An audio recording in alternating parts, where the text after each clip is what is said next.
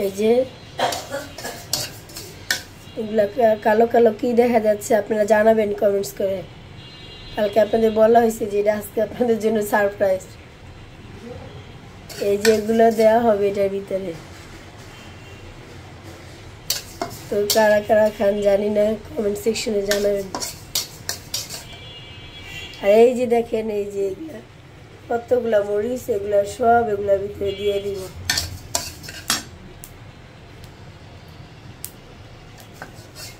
দেখলেই ভয় লেগে যাবে, এতগুলা মরিচ এগুলার ভিতরে দিবেন। আপনার ভাই খুবই পছন্দ করে জিনিসটা। তো পুরো ভিডিওটা না দেখলে বুঝতে পারবেন না যে কীভাবে কী করি, ভিডিওর পাশেই থাকেন।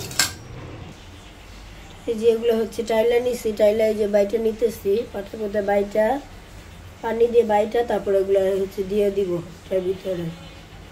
দেখবেন কালারটা কেমন হয়। এই যে বাইটা নিতেছি ফাঁকি করে বাইটা, তারপরে এটার ভিতরে দিয়ে দিব। এগুলোর নাম কি আমি তো বলি না আর বলবো না, আপনারাই বলবেন এটার নাম। আপনার ভাইয়ের কাছে আপনারাই কমেন্ট করে জানাবেন যে এটার নাম কি। তা আমি শুধু দিব আর এটাই শুধু দেখাবো। এই যে দিয়ে দিতেছি।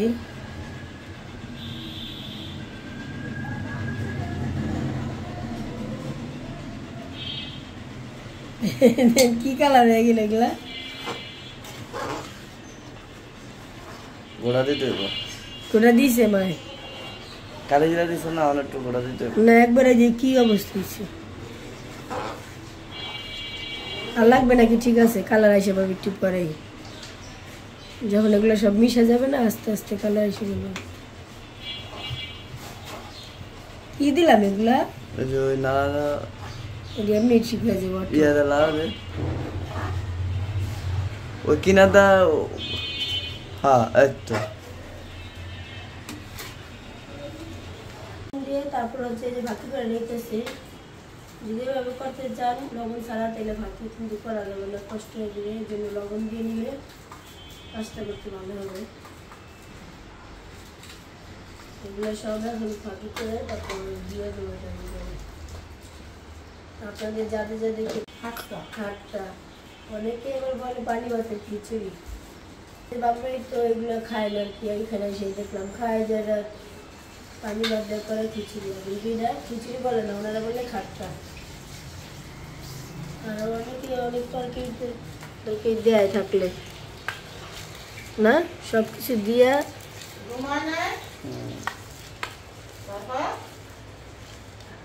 নাকি হাতটা কি জ্বলবো নাকি জ্বলবো না কেমন কম যেই মরিচ আমার তো ভয় লাগে দেখে, আর যেই লাগছে শুধু কতগুলা মরিচ। পুরাটা দিস না, পুরাটা দিস না, গলা জ্বলবো। ওইসে ওইসে তাহলে জাল হইব না। এটা যেই দাঁড়া আছে যে লাইট আর কাঁচা মরিচ তো দেয়নি। আচ্ছা আরেকটু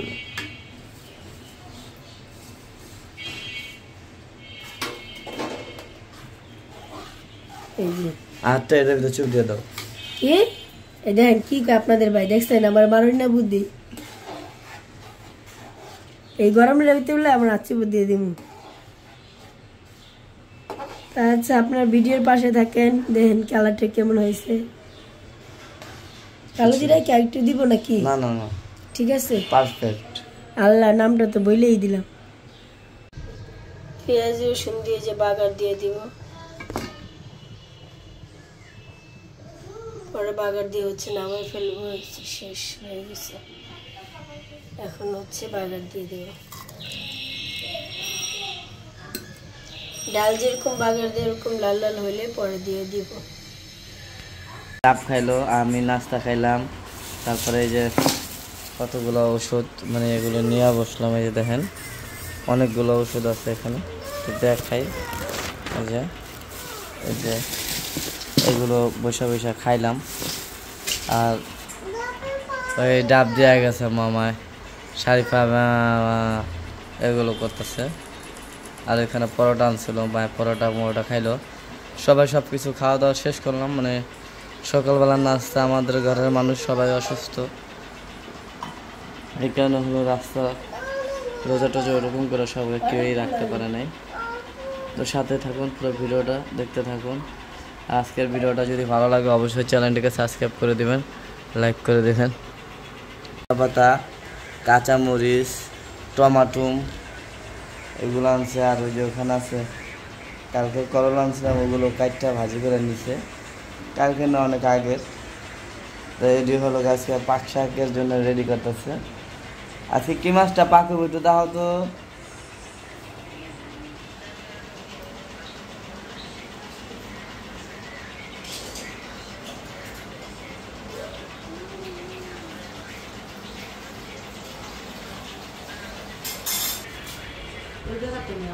এই যে দেখেন শিলং মাছ,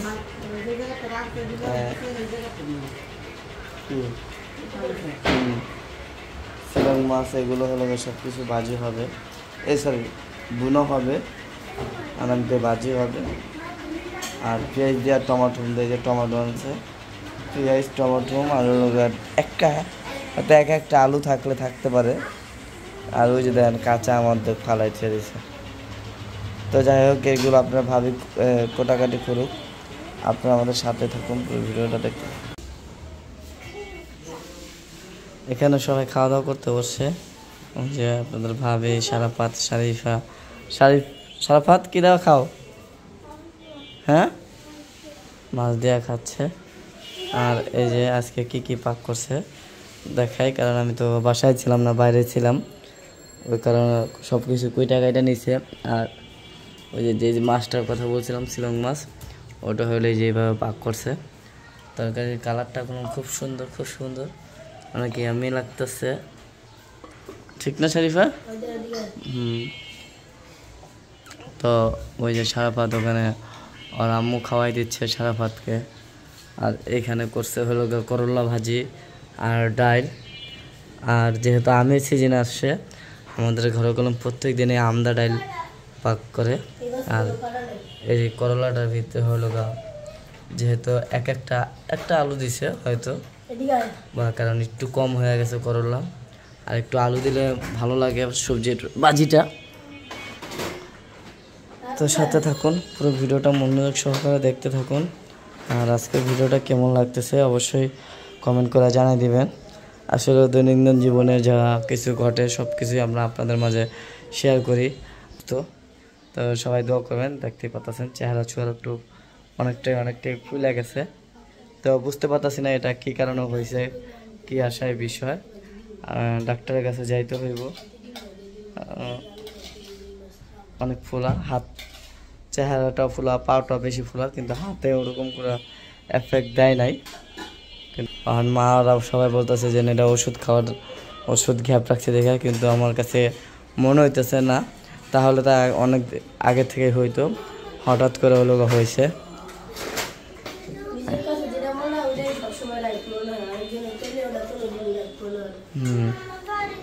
তো ওখানে ওই যে খাইতে হবে, দেখেন পোলাপান কি দুষ্টামি ফাজলামি কত কিছু করতেছে। তো যাই হোক, সবাই দোয়া করবেন পরিবারের জন্য, আমার নিজের জন্য। আর সবসময় জানি আমি আপনাদের মাঝে সুন্দর সুন্দর ভিডিও নিয়ে চলে আসতে পারি। আপনারা আমাদের সাথে থাকুন, পুরো ভিডিওটা মনোযোগ সহকারে দেখতে থাকুন।